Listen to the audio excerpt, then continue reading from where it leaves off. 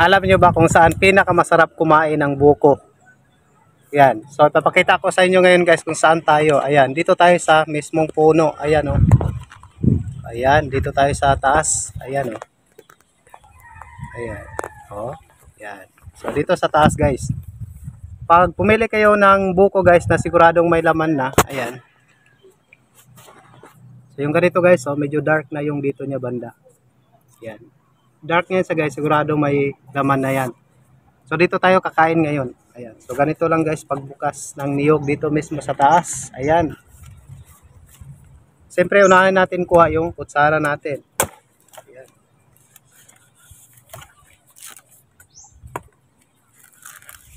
Kasi mas masarap guys kung ito yung gamitin natin. So kakaiba yung lasa niya ikumpara doon sa kutsara. Ayan. Ito iba.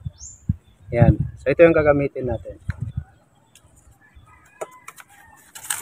Sabi ang sarap dito guys, malamig. Malamig ang hangin dito sa taas at saka presko.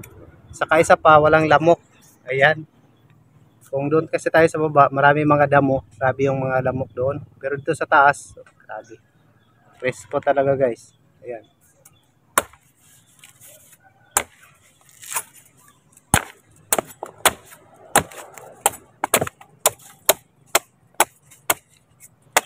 Ayan na sa guys, bukas na. Sarap. Ayan. So, siyempre guys, ito hindi natin ito sayangin kasi ito. Ayan. Sarap guys.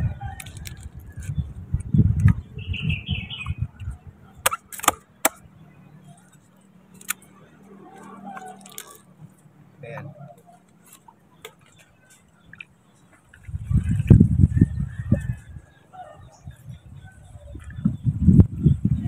Iba talaga yung bagong pitas guys. Iba yung lasa niya kaysa yung display diyan sa ano, sa mga na-display na yung sa mga kanto. So ang isa pala dito guys, kung bilihin mo doon sa sentro, sa 40 pesos guys. Ayan, depende sa laki. So kagaya nito malaki, 40 talaga ito.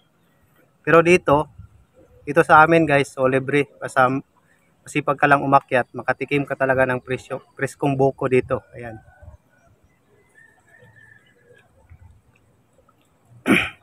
Grabe ang sarap guys, matamis siya. Kakaiba yung lasa niya.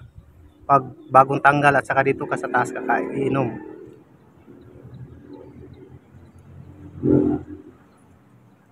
Sarap.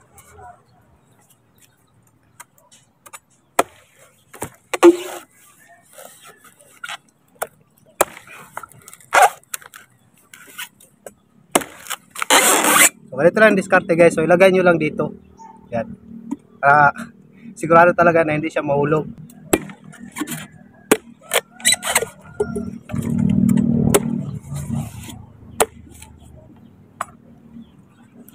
Ayan siya oh. Ayan. Ang daming laman oh. Ayan oh. Pero malambot pa yan sa guys, manipis. Ayan. Sarap. Okay, tabi mo natin itong isa. Ayan. So gawin nyo dito guys, linisan nyo muna. Patalasin nyo yung dulo.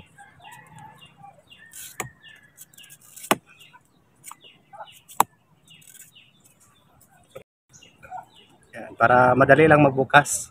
Ayan, gaya nito.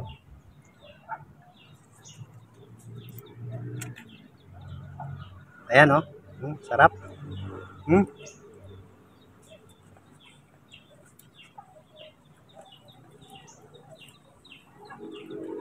Sarap talaga guys. Pag dito yung gamitin yung kutsara, sarap siya.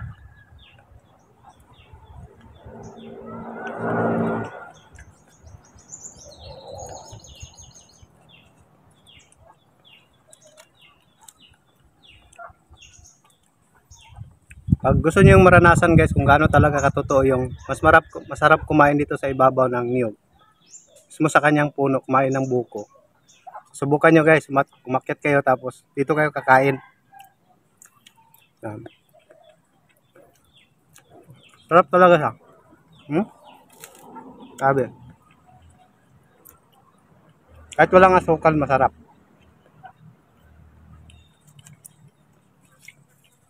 Malambot lahat yung ano niya. Malambot lahat yung laman niya. Ayan. Mm.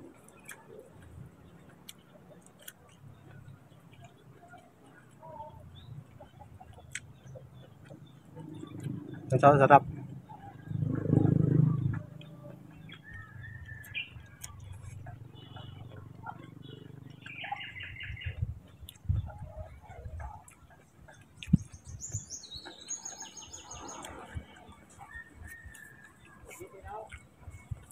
Saka guys, hingi pala ako ng suporta sa inyo guys na i-follow yung vlog natin, Kuya Tom's Travel Adventures. At saka pa-share na rin ng mga video natin guys. So malaki na yung tulong sa akin yung pag-share at saka pag-follow nyo guys.